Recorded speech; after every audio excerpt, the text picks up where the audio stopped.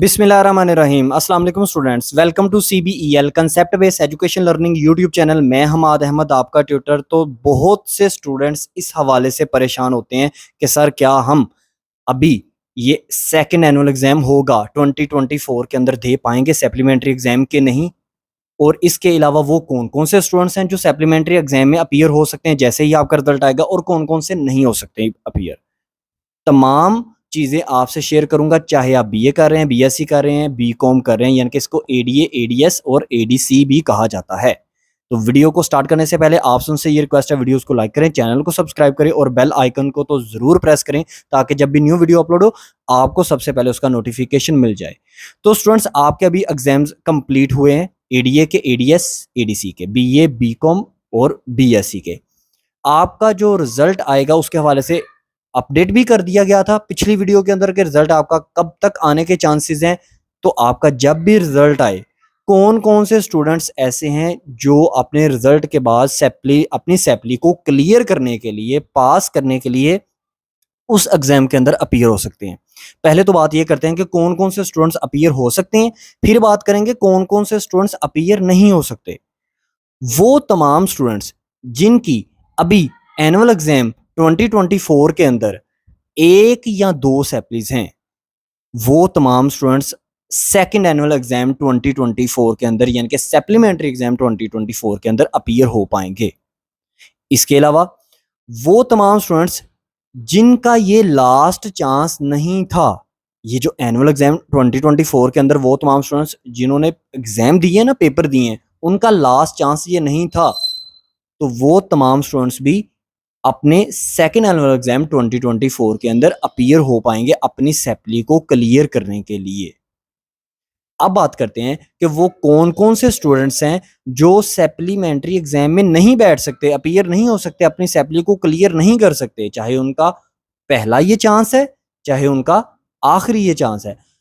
वो तमाम स्टूडेंट्स जिनकी सैपलीज 3 से ज्यादा आ जाए, जिन स्टूडेंट्स की सैपलीज 3 से ज्यादा आ जाए, यानी कि 3 से ज्यादा सब्जेक्ट्स ऐसे हैं जिनमें वो फेल हो चुके हैं, या वो तमाम स्टूडेंट्स जिनका ये लास्ट चांस है, तो वो भी इस सप्लीमेंट्री एग्जाम में अपीयर नहीं हो पाएंगे।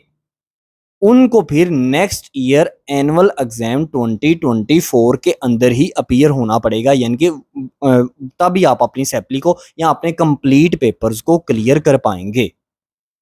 3 से ज्यादा अगर आपकी सैपलीज आ गई तो आप नहीं अपीयर हो पाएंगे किसी भी एग्जाम के अंदर, यानी कि सप्लीमेंट्री एग्जाम आप अपना नहीं दे पाओगे।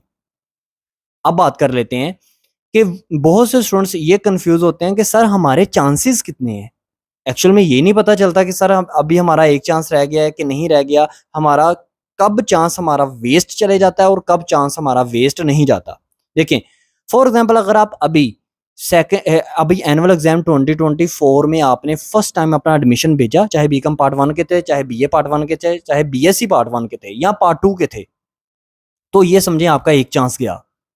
अभी आप सेकंड एनुअल एग्जाम 2024 में अपीयर होगे तो 2 चांस, फिर आप 2025 में 2025 में उसके एनुअल में अपीयर हो सकते हैं और उसके सप्लीमेंट्री एग्जाम में अपीयर हो सकते हैं, यानी कि आपके पास टोटल 4 चांसेस होते हैं। अब सर फॉर एग्जांपल अगर एक बच्चा किसी एक भी चांस के अंदर अपीयर नहीं हो पाता तो उसका चांस काउंट होगा कि नहीं। फॉर एग्जांपल अगर मैं ही हूं, मेरा सेकंड एनुअल एग्जाम, अभी मेरी 2 सैपलीज आ गई, सेकंड एनुअल एग्जाम में मैं अपीयर हो सकता था लेकिन मैंने नहीं, किसी ना किसी रीजन की वजह से मैं नहीं दे पाया वो एग्जाम। तो इसका मतलब क्या होगा? इसका मतलब ये होगा कि यूनिवर्सिटी, चाहे वो कोई भी यूनिवर्सिटी है, वो मेरे इस चांस को स्किप समझेगी, जाया समझेगी, वेस्ट समझेगी, यानी कि फिर भी मेरे 2 चांस कंप्लीट हो चुके हैं, चाहे मैं दूं चाहे मैं ना दूं। यानी कि 2 चांस मेरे, वो एक चांस में तो मैंने पेपर दिए, फर्स्ट अटेम्प्ट में मैंने पेपर दिए, सेकंड अटेम्प्ट जो है वो मेरी वेस्ट जाएगी।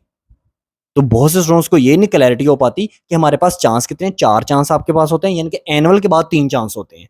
अभी एनुअल एग्जाम 2024 हुआ ना, इसके बाद अब आपके पास 3 चांस हैं, एनुअल को डालकर आपके पास 4 चांसेस हैं।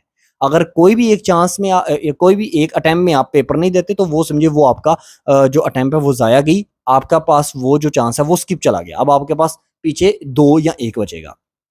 अब वो तमाम स्टूडेंट्स जिनका ये लास्ट चांस था, जिनका ये एनुअल एग्जाम में लास्ट चांस था, अब उनकी सैपली आ गई तो वो क्या करेंगे? अगर आपका ये लास्ट चांस हो और उसमें एक भी सप्ली आ जाए तो समझिए आप टोटल फेल हैं। फिर आपको नेक्स्ट टाइम जो है ना, नेक्स्ट टाइम आपको कंप्लीट पेपर ही देने पड़ेंगे। अब नेक्स्ट टाइम सर कब? फॉर एग्जांपल अभी सर मैंने 4 पेपर दिए, वो 4 में से किसी एक में सप्ली आ गई तो मैं सेकंड एनुअल एग्जाम 2024 में अपीयर हो सकता हूँ? नहीं हो सकते। आपको नेक्स्ट टाइम जब कंप्लीट तमाम के तमाम सब्जेक्ट्स में आपने पेपर देने हैं ना, तो आपको 2025 के एनुअल में ही पेपर देना होंगे।